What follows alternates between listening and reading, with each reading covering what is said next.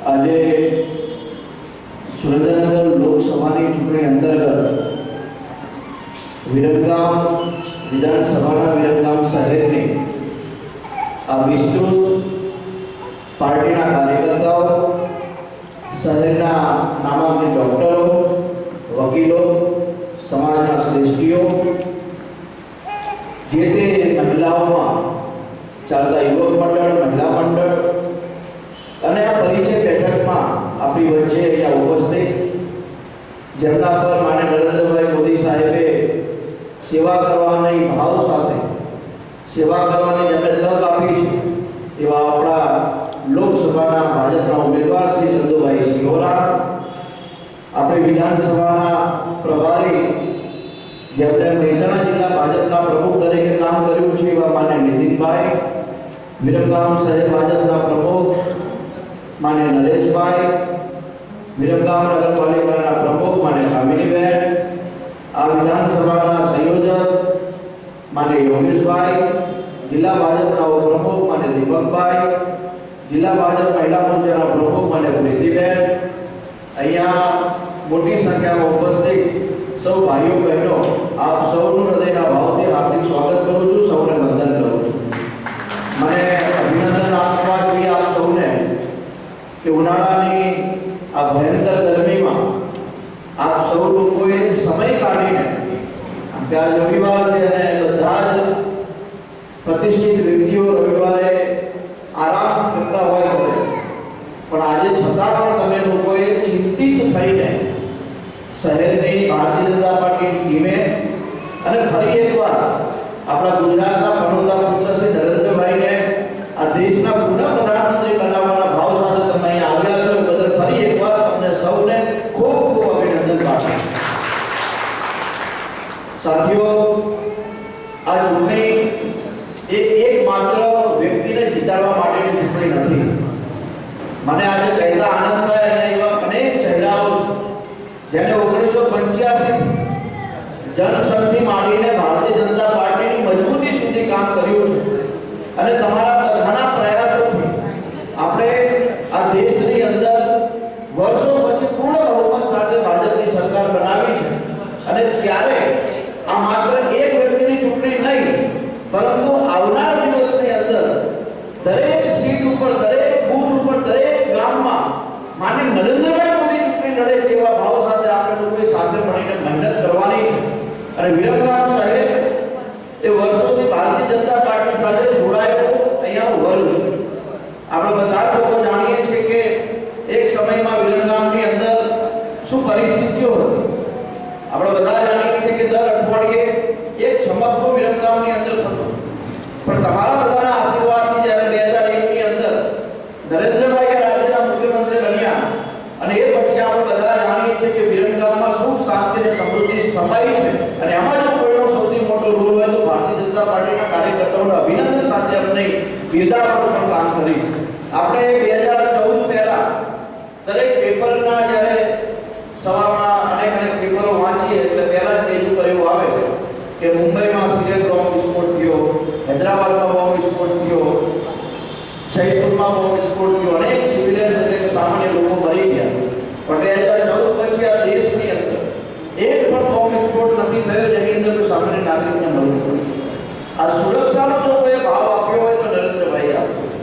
અને આ લોકસભાની ચૂંટણીમાં ઉમેદવાર તરીકે આપણે ઉમેદવારને વધારે કોઈ કામ ન પડે. આ તો છોટા મંચની લોકલ લેવલે ધારાસભ્ય હોય, કોર્પોરેટર હોય, નગરપાલિકા હોય, આનું કામ લોકોને ખૂબ પડતું. પણ આપણને લોકસભાના સાંસદની શું જરૂર છે? તો માત્ર બે જરૂર આપણે લોકસભાના સાંસદની છે.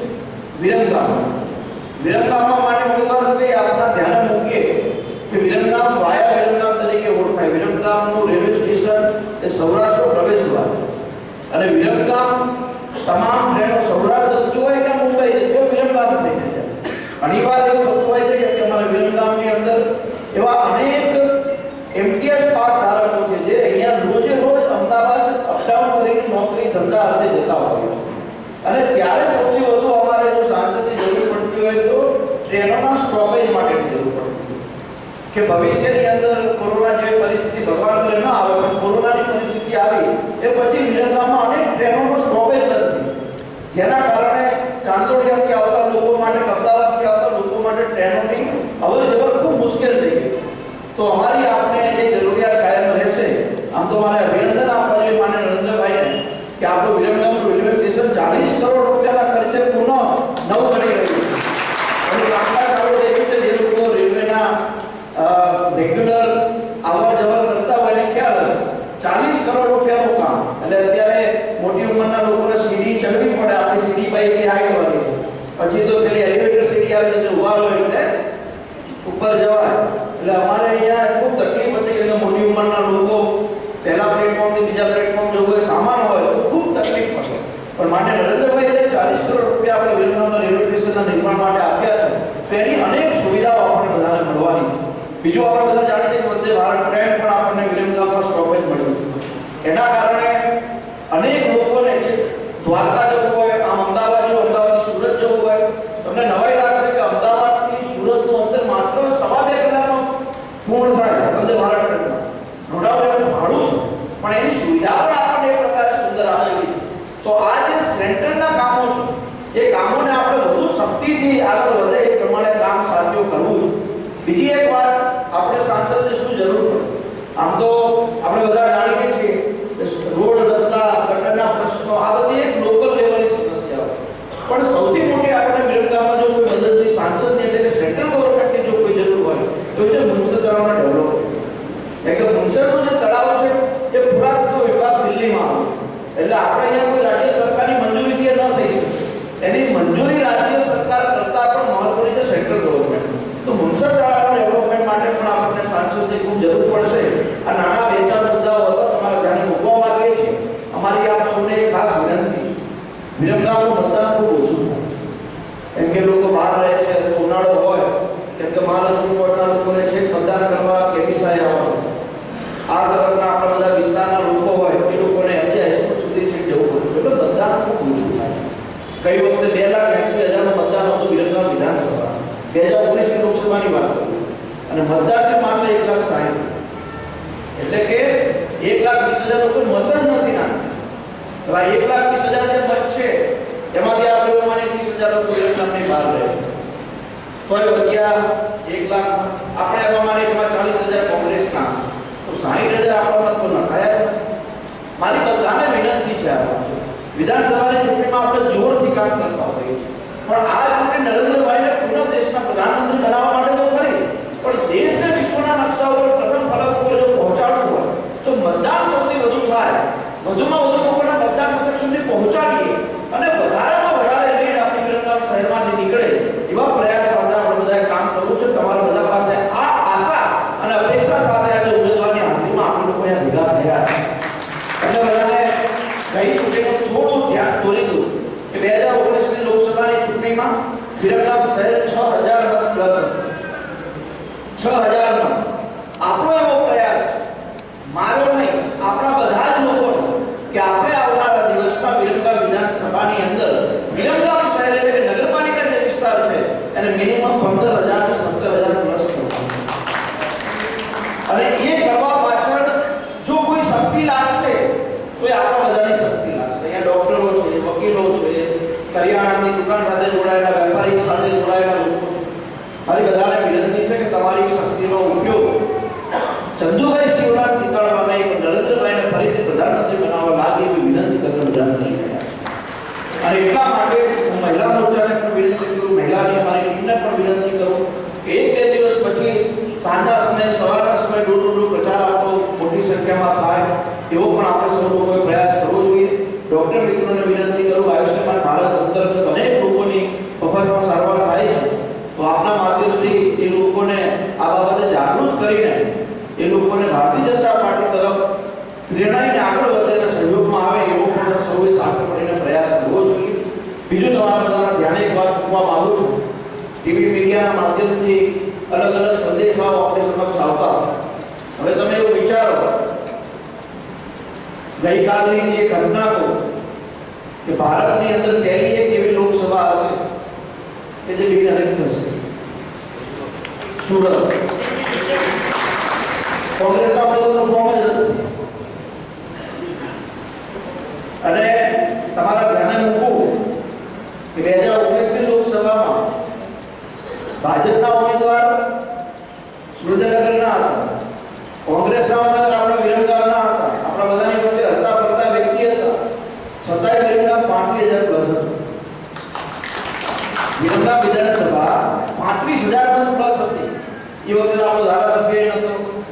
હવે તો નગરપાલિકા આપણી ધારાસભ્ય તમારો આપણા વિસ્તારના બધા આગેવાનો આપણી જોડે છે, તો આપણી વિધાનસભા મિનિમમ 1 લાખ મત સુધી પ્લસ નીકળે એવું આયોજન આપણે બધાએ સાથે મળીને કરવાનું છે અને આનો જસ તમારે બધાએ લેવાનો.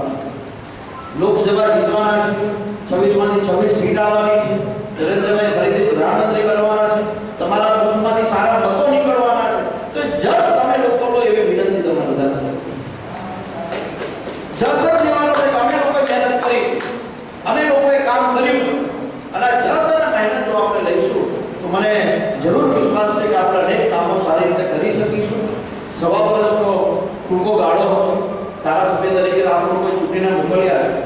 તમને લોકોને એ ધ્યાનમાં હોય કે સરકાર કોની હોય અને સરકારનો ધારાસભ્ય હોય તો કેટલો ફરક.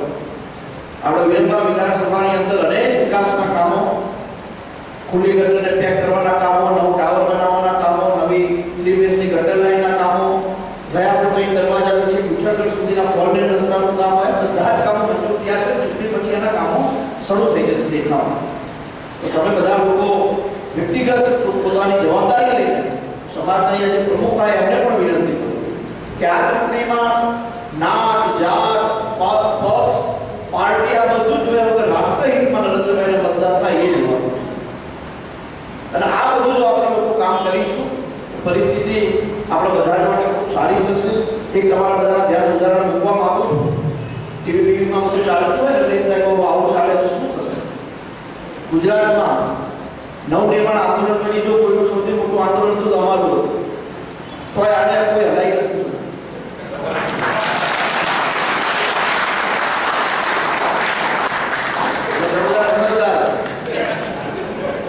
સૌથી મોટું આંદોલન હતું. પછી કોઈ સભાઓમાં આવતા પણ મત તો બધા ભારતીય જનતા પાર્ટીને જ આવે. અને ઘણા લોકોને વાત કરી શું લાગે છે કે આ ઠીક છે, સમાજનું છે તે સાથે રહેવું પડે, પણ રાષ્ટ્રહિત અને દેશ હિત માટે ભારતીય જનતા પાર્ટી સાથે ન જવાના. આ બધા લોકો છે.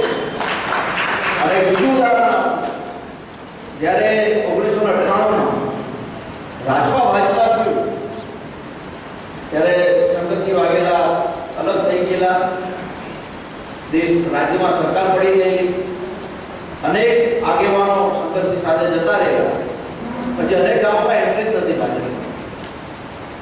અને એ ચૂંટણીમાં કેશુબાપાને 121 સીટ મળી. એટલે ઘણીવાર આપણે એવું હોય આવો પરિબળ કઈ હોતું નથી. ભલેથી જાય ને કે ના મારે તો આવું કરું, અંદર જાય એટલે અંતરાત્મા જાય કે ના નરેન્દ્રભાઈ નામ. અને આ કેવા જેવું હોય ખબર ને, પેલું ગામમાં એક કહેવત હોય કે ભાઈ બધાએ કૂવામાં જઈને દૂધ રેડવાનું. એક બે હોય મારા માણસો બધા દૂધ રેડવાના છે તો આપણે પાણી ગ્લાસ. આમાં એવું છે કે બધા વિરોધમાં પણ અમારે એક મતથી શું થવાનું, બધા અહીંયા જ આપવાના. એટલે તમે બધા સાથે મળીને આ યોગદાનમાં કામે લાગો એવી બધાને વિનંતી છે. અમે હંમેશા તમારા બધાની સમક્ષ રહેલા છીએ, તમારા બધાના સુખ દુઃખના સાથે બનવાના છે. પણ ઘણી વાર એક દુઃખ લાગે જે અંદરની પીડા છે તમારા બધાની સમક્ષ મૂકું છું. વિકાસના કામો ગમે એટલી શક્તિથી કરીએ પણ ચૂંટણી આવે એટલે નાક જાત ઉપર જ વોટ થાય. આવું ન થતું.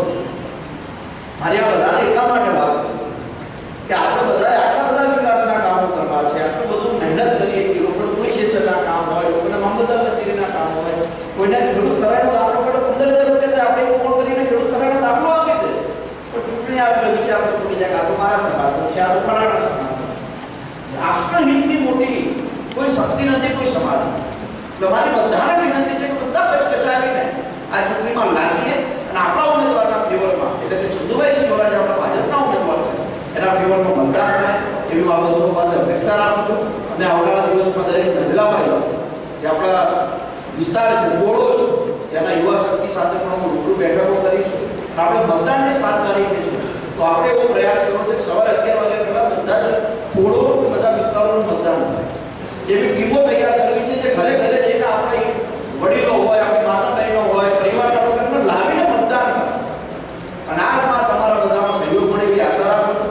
જૂના નેતા પણ અમારે જનશક્તિ લઈને ભાજપના આગેવાનો છે એને પણ વિનંતી કરું છું તમે તમારી શક્તિને પાછી ઉજાગર કરો. જે યુવા શક્તિ અહીંયા ભેગી થઈ એને પણ વિનંતી કરું તમે લોકો એકદમ શક્તિથી આ કામમાં લાગો.